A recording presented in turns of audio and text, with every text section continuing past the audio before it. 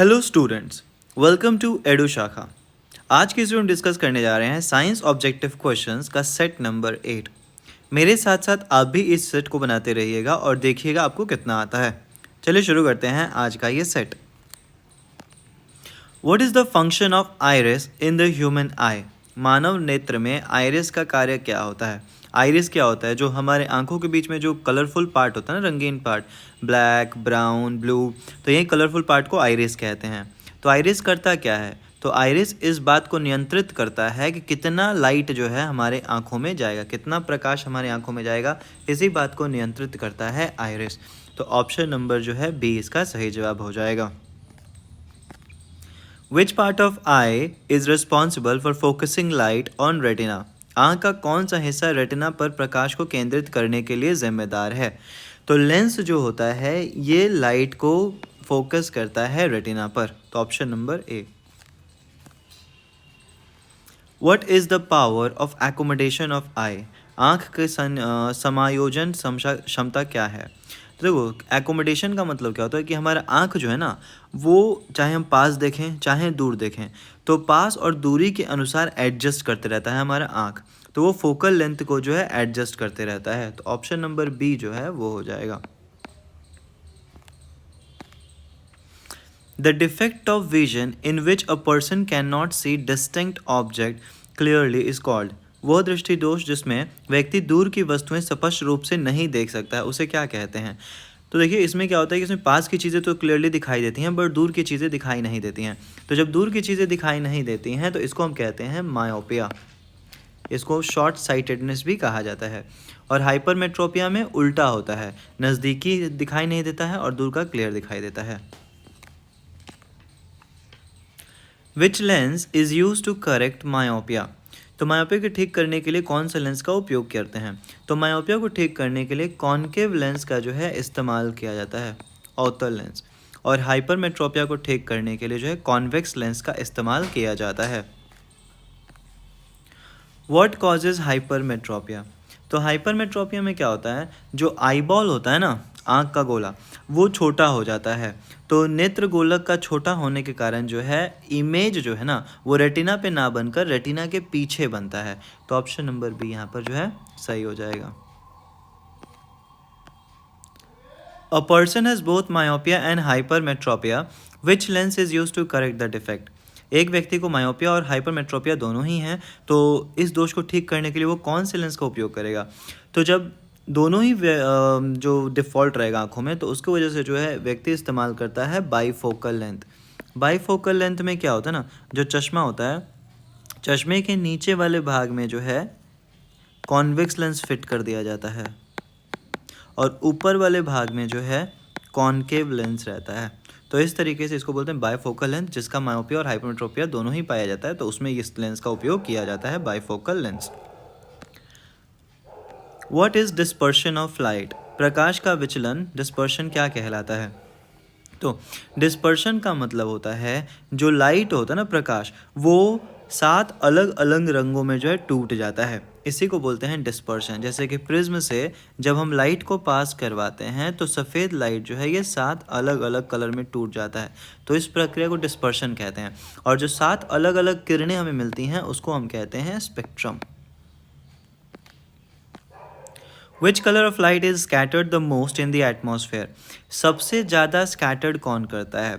तो जिसका वेवलेंथ सबसे छोटा होता है वो सबसे ज़्यादा स्कैटर्ड करता है। तो इन सब में बात करें तो लाल, हरा, ब्लू, येलो, तो इसमें ब्लू जो है ये ज़्यादा स्कैटर्ड करेगा। और इसीलिए देखोगे आसमान हमें नीला क्यों दिखाई देता है, क्योंकि ब्लू कलर जो है ना ये ज़्यादा स्कैटर करता है, बिखरता ज़्यादा है, इसीलिए जो है आसमान हमें नीला नज़र आता है। Why does the sky appears blue? आकाश का रंग नीला क्यों दिखाई देता है? तो नीला इसलिए दिखाई देता है क्योंकि ब्लू कलर जो होता है वो स्कैटर्ड करता है, तो नीले रंग के बिखराव के कारण जो है आकाश नीला नज़र आता है। What causes the red color of the sun during sunrise and sunset? सूर्योदय और सूर्यास्त के समय जो सूर्य होता है वो लाल क्यों दिखाई देता है? तो लाल इसलिए दिखाई देता है क्योंकि यहाँ पर जो लाइट है वो स्कैटर हो जाते हैं सारे कलर्स, और सिर्फ रेड कलर जो है ना वही हम तक पहुँच पाता है। तो सुबह और शाम को सिर्फ जो बड़े कलर्स जो जिनका वेवलेंथ ज़्यादा होता है ना वही ज़्यादा स्कैटर करते हैं। तो सुबह और शाम को हमें थोड़ा सा जो सूर्य है वो लालिमा दिखाई देगा। The twinkling of star is cause due to, तारों का टिमटिमाना किस कारण होता है? तो तारों का टिमटिमाना जो होता है ये होता है एटमॉस्फेरिक रिफ्रैक्शन के कारण, ठीक है, जो वायुमंडलीय अपवर्तन होता है उसके कारण। जब लाइट ऊपर से नीचे आ रहा है तो उसी के रिफ्रैक्शन के कारण जो है तारे टिमटिमाते हैं। Which phenomenon is responsible for apparent flattening of the sun at the sunrise and sunset? सूर्योदय सूर्य समय सूर्य का चपटा दिखाई देना किस घटना के कारण होता है? अगेन ये जो होता है ये एटमॉस्फेरिक रिफ्रैक्शन के कारण होता है, वायुमंडलीय अपवर्तन के कारण जो सूर्य चपटा नजर आएगा सुबह और शाम। What is the minimum number of colors in the rainbow? इंद्रधनुष में न्यूनतम कितने रंग होते हैं? तो न्यूनतम 7 रंग होते हैं, जिनको हम याद रखते हैं किससे? विबग्योर से। Violet, indigo, blue, green, yellow, orange, red, ठीक है, तो इसको विबग्योर से याद रखा जाता है। तो 7 रंग होता है रेनबो का। Which part of human eye adjust its size to control the amount of light entering? तो मानव नेत्र में कौन सा जो हिस्सा प्रकाश की मात्रा को नियंत्रित करने के लिए अपने आकार समायोजित करता है? तो देखिए आंखों की बात करें तो आंखों के बीच में देखोगे क्या एक कलरफुल पार्ट होता है, जिस कलरफुल पार्ट को हम लोग कहते हैं आइरिस। और आइरिस के बीच में जो है एक ब्लैक कलर का जो है पार्ट रहता है जिसको प्यूपिल कहा जाता है। तो आइरिस जो है कंट्रोल करता है कि कितना लाइट जो है आंखों में जाएगा। आइरिस के जो मसल्स होते हैं वो कंट्रोल करते हैं आंखों में लाइट जाना, और लाइट किसके द्वारा जाता है? प्यूपिल के द्वारा। The image formed on the retina of the human eye is, मानव नेत्र के रेटिना पर बनने वाली छवि कैसी होती है? तो जो इमेज बनता है वो रियल इमेज होता है, और हमारे रेटिना पे इमेज इन्वर्टेड उल्टा इमेज बनता है। तो वास्तविक और उल्टी इमेज बनती है, दिमाग उसको सीधा कर देता है। The least distance of distinct vision for a normal human eye is, सामान्य मानव नेत्र के लिए न्यूनतम स्पष्ट दृष्टि की दूरी क्या होती है? तो कोई भी चीज़ हमें स्पष्ट दिखाई दे, क्लियर दिखाई दे, उसके लिए कम से कम हमारे आँखों से 25 सेंटीमीटर के पास होना चाहिए, ठीक है, आँखों से 25 सेंटीमीटर की दूरी पे होना चाहिए। और सबसे फार दूरी की बात करें तो सबसे फार होता है इन्फिनिट, हमारी आँखों का कोई लिमिट नहीं है कहाँ तक वो देखती हैं, तो इन्फिनाइट तक जो है हम देख सकते हैं। Persistence of vision in the human eye is about, मानव नेत्र में दृष्टि का स्थायित्व लगभग कितना होता है? तो जो भी हम चीज़ देखते हैं ना वो लगभग हमारे दिमाग पे 1/16 सेकेंड तक के लिए छप जाता है। तो option number B. Which part of human eye is transparent and allows light to enter, मानव नेत्र कौन सा वह हिस्सा पारदर्शी है और प्रकाश का प्रवेश करने देता है? तो पारदर्शी कौन सा है? तो पारदर्शी है कॉर्निया। सब आगे आंखों पे जो सफ़ेद पार्ट होता है ना आंखों का उसको कॉर्निया कहते हैं। तो ये जो है पारदर्शी होता है, ये लाइट को अंदर जाने देता है। The point at which no image is formed is called, तो वो बिंदु जहाँ आँख में कोई छवि नहीं बनती है उसे क्या कहते हैं? तो उसे कहते हैं मेनली जो है ब्लाइंड स्पॉट। और इसी के चलते अगर ब्लाइंड स्पॉट पे इमेज बनेगा ना तो हमें कुछ दिखाई नहीं देगा। Which defect of vision is cause by the loss of elasticity of the lens, कौन सा दृष्टिदोष लेंस की लोच में कमी आने के कारण होता है? तो ये होता है प्रेसबायोपिया। प्रेसबायोपिया में क्या होता है कि समय के साथ जैसे जैसे व्यक्ति बूढ़ा होता है ना तो जो लेंस होते हैं वो अपनी इलास्टिसिटी खो देते हैं, और इसी कारण जो है ये हो जाता है presbyopia. A person with astigmatism needs which type of lens for correction, astigmatism से ग्रस्त व्यक्ति को सुधार करने के लिए किस प्रकार का लेंस चाहिए? एस्टिग्मेटिज्म क्या होता है ना कि जो हमारा आंखों का सरफेस होता है ना, आंख या लेंस का सरफेस वो थोड़ा सा टेढ़ा मेढ़ा हो जाता है, और इसी कारण जो इमेज होता है वो धुंधला इमेज बनता है। तो इसको ठीक करने के लिए यूज़ करते हैं सिलेंड्रिकल लेंस, बेलनाकार लेंस का इस्तेमाल किया जाता है एस्टिग्मेटिज्म को ठीक करने के लिए। What is the focal length of the lens with the power of -2 diopter? तो फोकल लेंथ निकालना तो हमें पता है कि पावर होता है 1/f, f होना चाहिए मीटर्स में। तो यहाँ पे हमको फोकस चाहिए, पावर नहीं, तो 1/p कर देंगे। तो 1/2 यू विल गेट 0.5 नेगेटिव का। तो ऑप्शन नंबर ए जो है वो सही जवाब हो जाएगा, -0.5 मीटर।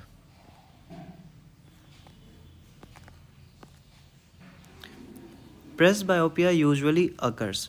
प्रेसबायोपिया आमतौर पे कब होता है? तो प्रेसबायोपिया होता है जैसे जैसे उम्र बढ़ता है ना, तो आंखों के जो मसल्स होते हैं वो कमज़ोर होने लगते हैं, तो बुढ़ापे के कारण जो है प्रेसबायोपिया होता है।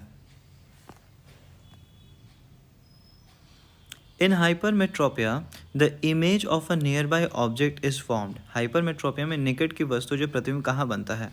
तो ये बनता है रेटिना के पीछे। आईबॉल इसमें छोटा हो जाता है हाइपरमेट्रोपिया में। आईबॉल जो होता है ना, ये छोटा हो जाता है और जिसके चलते जो इमेज बनता है वो एकदम रेटिना के पीछे बनेगा। ये है रेटिना, तो रेटिना के पीछे इमेज बनता है। The splitting of white light into 7 colours and pass through a prism is known as. Prism से गुजरने पर सफ़ेद प्रकाश का 7 रंगों में विभाजन क्या कहलाता है? तो ये कहलाता है डिस्पर्शन, इसको बोलते हैं विचलन।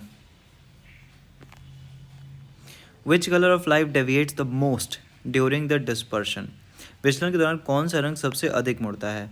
तो जिसका वेवलेंथ सबसे कम, लेस वेवलेंथ उतना ही ज़्यादा डेविएशन होगा। जितना छोटा वेवलेंथ होगा उतना ज़्यादा डेविएशन होगा। तो इन सब में बात करें, लाल, पीला, नीला, बैंगनी, तो इन सब में जो है वॉयलेट का सबसे कम वेवलेंथ होता है और इसीलिए जो बैंगनी कलर होगा ये सबसे ज़्यादा डिस्पर्स करेगा।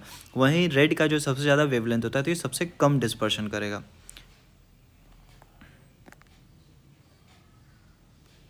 Which colour of light has a longest wavelength. तो सबसे लंबा वेवलेंथ होता है लाल रंग का। लाल रंग का जो तरंग धैर्य होता है ये सबसे लंबा होता है और इसलिए सबसे कम डेविएट होता है, अपने रास्ते से बहुत कम भटकता है, इसलिए खतरे की निशानी, क्योंकि कम डेविएट करता है इसलिए खतरे की निशानी लाल को रखते हैं। Why do cloud appears white. बादल जो होते हैं वो सफ़ेद क्यों दिखाई देते हैं?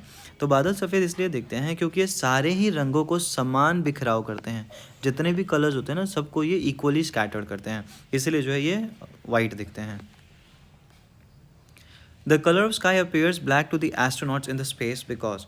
अंतरिक्ष में खगोल यात्री को आकाश काला क्यों दिखाई देता है? तो काला इसलिए दिखाई देता है क्योंकि आकाश में कोई भी एटमॉस्फेयर नहीं है जो कलर को स्कैटर्ड कर सके, लाइट को स्कैटर्ड कर सके, इसीलिए जो है वो ब्लैक दिखाई देता है।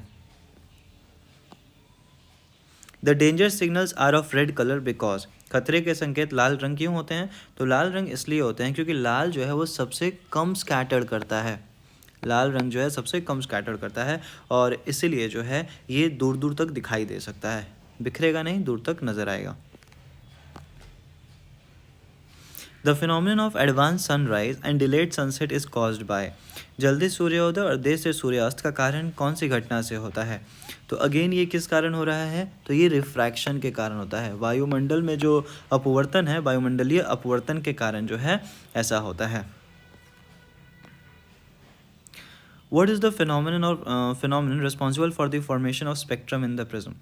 प्रिज्म में स्पेक्ट्रम बनने के लिए कौन सी घटना जिम्मेदार होती है? तो ये होता है डिस्पर्शन ऑफ लाइट। जो लाइट होता है जब ये प्रिज्म से पास करता है तो ये 7 रंगों में टूट जाता है, इसी को बोलते हैं डिस्पर्शन। और ये मेनली जब भी लाइट एक मीडियम से दूसरे मीडियम में जाता है ना, तो क्योंकि स्पीड अलग होता है, तो स्पीड के अलग होने के कारण लाइट का जो हर एक पार्ट है वो अलग अलग मूव करने लगता है और इसलिए वो बिखर जाता है 7 रंगों में। Which of the following natural phenomenon is caused by scattering of light. निम्नलिखित में से कौन सा प्राकृतिक घटना प्रकाश के बिखराव के कारण होता है? तो ये है blue colour of the sky. तो ब्लू कलर जो नज़र आता है वो होता है स्कैटरिंग के कारण। उसके अलावा रेनबो, यहाँ पर रिफ्लेक्शन, रिफ्रैक्शन, ये सब है। सनराइज़ भी जो है रिफ्रैक्शन है, ट्विंकलिंग जो है ये भी रिफ्रैक्शन के कारण होता है। तो बाकी तीनों फिनोमिनन वो सब रिफ्रैक्शन के कारण होते हैं और ब्लू कलर जो है स्काई का वो हमें स्कैटरिंग के कारण नज़र आता है। The time difference between the actual sunrise and the apparent sunrise is. वास्तविक सूर्योदय और प्रकट सूर्योदय के बीच में समय का अंतर कितना होता है? तो लगभग जो है 2 मिनट होता है। तो जो वास्तविक सूर्योदय है और जब हमें लगता है कि सूर्य निकल चुका है तो उसमें 2 मिनट का अंतर था। इसी तरीके से जब वास्तविक सूर्यास्त होता है और जो प्रकट सूर्यास्त होता है उसमें भी 2 मिनट का समय रहता है। तो कुल मिला के बात करें तो रिफ्रैक्शन के कारण, अपवर्तन के कारण हमें दिन के 4 मिनट एक्स्ट्रा मिल जाते हैं। The transparent jelly like fluid present between the lens and the retina is called. तो देखिए जो हमारी आंखें होती हैं, तो यहाँ पर है लेंस, ठीक है। तो पीछे वाला रेटिना, तो रेटिना और लेंस के बीच में होता है विट्रस ह्यूमर, और वहीं लेंस और कॉर्निया के बीच में होता है एक्वस ह्यूमर। तो पूछा गया है लेंस और रेटिना, तो लेंस और रेटिना में है vitreous humour. Which part of human eye is responsible for the largest refraction of the light? मानव नेत्र का कौन सा हिस्सा प्रकाश के सबसे बड़े अपवर्तन के लिए जिम्मेदार होता है? तो वो है कॉर्निया। कॉर्निया जो होता है ये सबसे ज़्यादा लाइट को जो है रिफ्रैक्ट करता है। द प्यूपिल अपीयर्स ब्लैक बिकॉज, पुतली काली क्यों दिखाई देती है? तो काली इसलिए दिखाई देती है क्योंकि जितने भी प्रकाश होते हैं, जो भी लाइट होता है, सबको ये जो है एब्जॉर्ब कर लेता है। तो अवशोषित होने या प्रकाश को अवशोषित कर लेने के कारण जो है प्यूपिल हमें ब्लैक दिखाई देता है। Which photoreceptor cells in the retina are responsible for colour vision? Retina में रंग दृष्टि के लिए जिम्मेदार कौन सी कोशिकाएं होती हैं? तो कलर विजन जो हमें रंग दिखाई देता है वो हमें कोन्स के कारण दिखाई देता है। रेटिना पे दो तरह के सेल्स होते हैं, एक होता है कोन्स और एक होता है रॉड्स। तो कोन्स जो होते हैं हमें दिन में और कलरफुल विजन के लिए जिम्मेदार होते हैं। वहीं रॉड्स की बात करें तो रॉड्स हमें नाइट विजन के, रात में जो थोड़ा बहुत दिखाई देता है ना, वो रॉड्स के कारण दिखाई देता है। What happens when ciliary muscles of the eye contract? तो जब सिलियरी मसल जो है आई का कॉन्ट्रैक्ट करता है ना, तो जो लेंस होता है, सिलियरी मसल क्या हुआ, सिलियरी मसल से जुड़ा रहता है सस्पेंसरी लिगामेंट जो पकड़े हुए रहता है लेंस को। तो सिलियरी मसल जब कॉन्ट्रैक्ट करता है, सिलियरी मसल से कॉन्ट्रैक्शन से लेंस जो है ना ये मोटा हो जाता है। सिलियरी मसल कॉन्ट्रैक्शन से लेंस जो है ये मोटा हो जाएगा, थिक हो जाएगा। और जब सिलियरी मसल रिलैक्स करेगा तो सिलियरी मसल के रिलैक्स करने से लेंस जो है वो पतला हो जाता है। Which defect of vision is considered corrected using a cylindrical lens? बेलनाकार लेंस के उपयोग किस दृष्टि दोष को ठीक करने के लिए किया जाता है? तो ये जो एस्टिग्मेटिज्म को ठीक करने के लिए जो ये ठीक किया जाता है। एस्टिग्मेटिज्म में क्या होता है, जो आंखों का परत होता है, जो कॉर्निया और लेंस होते हैं, इनका सरफेस जो थोड़ा टेढ़ा मेढ़ा हो जाता है, जिसके वजह से जो है हमें इमेज धुंधला दिखाई देता है। The band of 7 colors formed when the white light passes through a prism is called. Prism से गुजरने पर बनने वाले 7 रंगों का बैंड क्या कहलाता है? तो ये स्पेक्ट्रम कहलाता है। जो 7 रंग अलग अलग रंगों में कलर बिखर जाता है वो 7 रंग के कहलाते हैं स्पेक्ट्रम, और ये 7 रंग होते हैं VIBGYOR.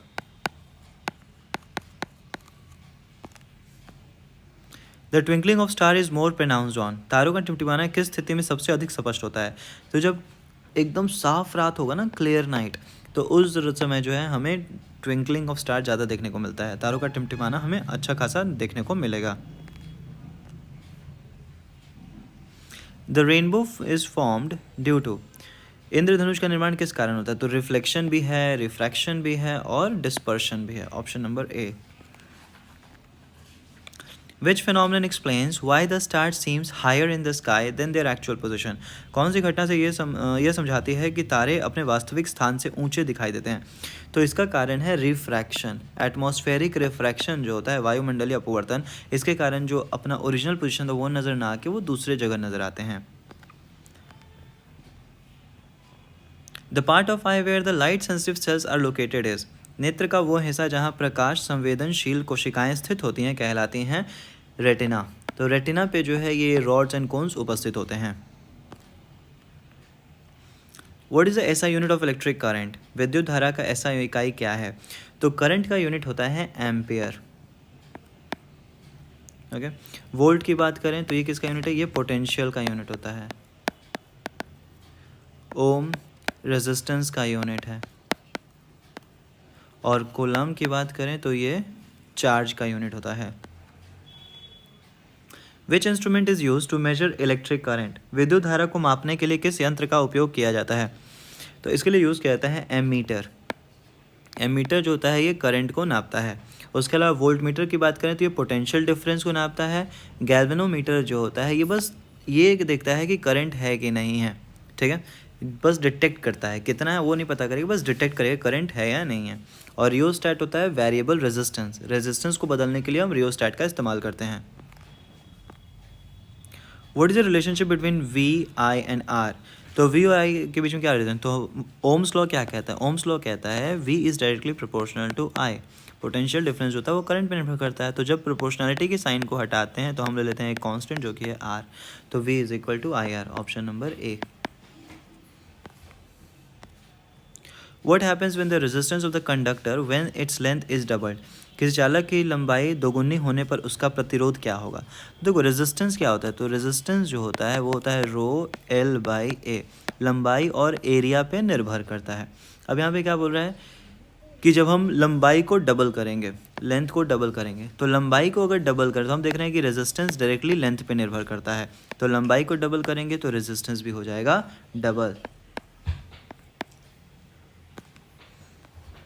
Which of the following material is an insulator, कौन सा पदार्थ कुचालक है। तो देखिए इसमें बात करें कॉपर अच्छा कंडक्टर है, सिल्वर तो बेस्ट कंडक्टर, एल्यूमिनियम भी कंडक्ट करता है, प्लास्टिक जो होता है वो होता है insulator. What is the unit of resistance, प्रतिरोध का इकाई क्या है, तो प्रतिरोध का इकाई होता है ओम।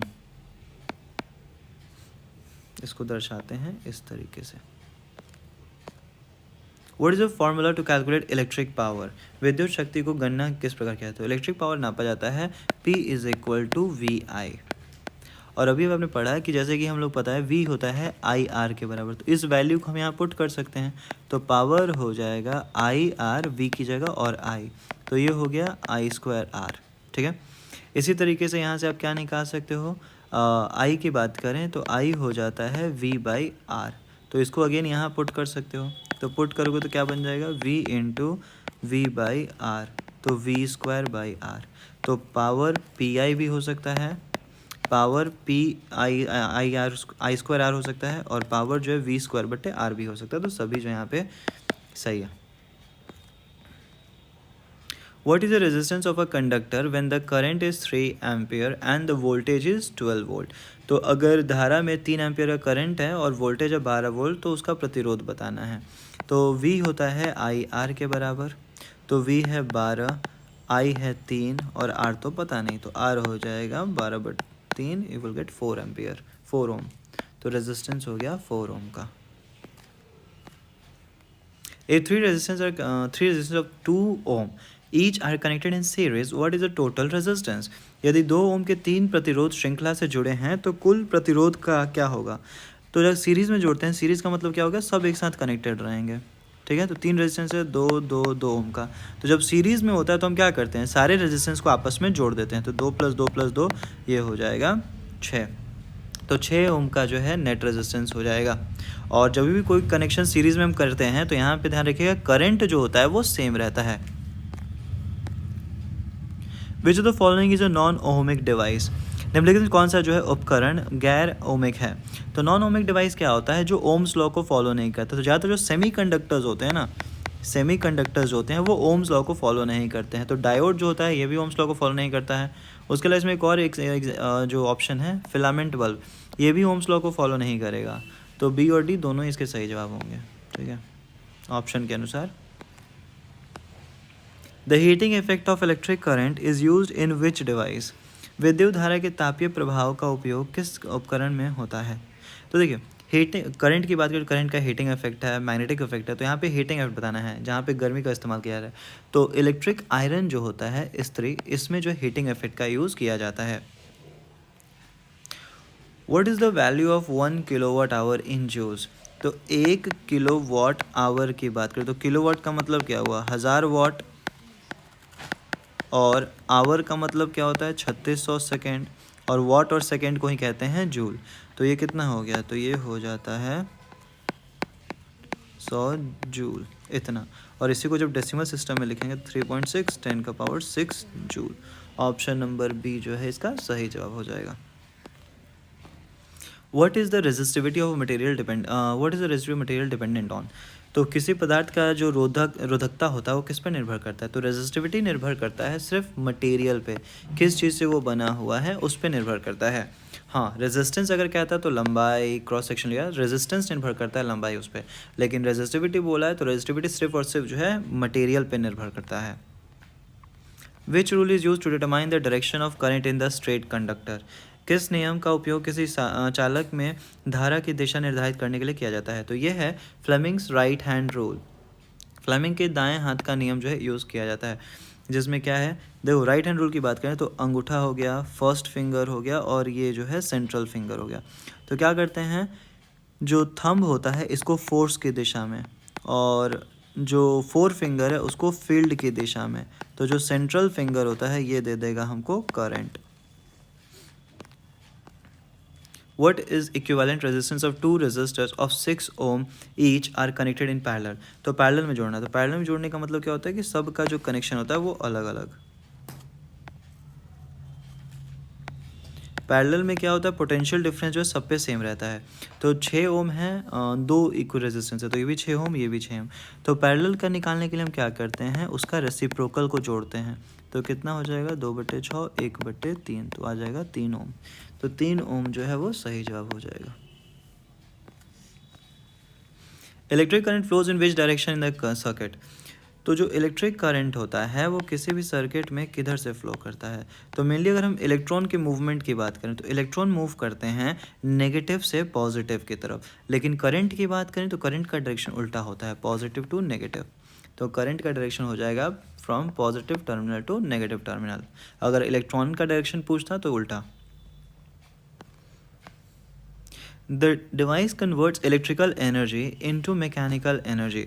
कौन सा जो यंत्र विद्युत ऊर्जा को यांत्रिक ऊर्जा में परिवर्तित करता है? तो इलेक्ट्रिकल एनर्जी से मैकेनिकल एनर्जी में कन्वर्ट करता है मोटर।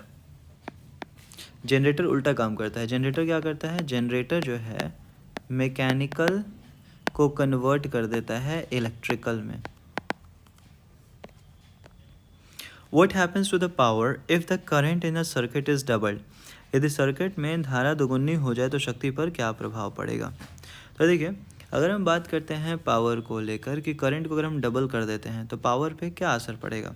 तो पावर होता है V इंटू आई, ठीक है। तो अगर आपने करंट को डबल कर दिया तो पावर भी जो है ये क्या हो जाएगा, ये डबल हो जाएगा।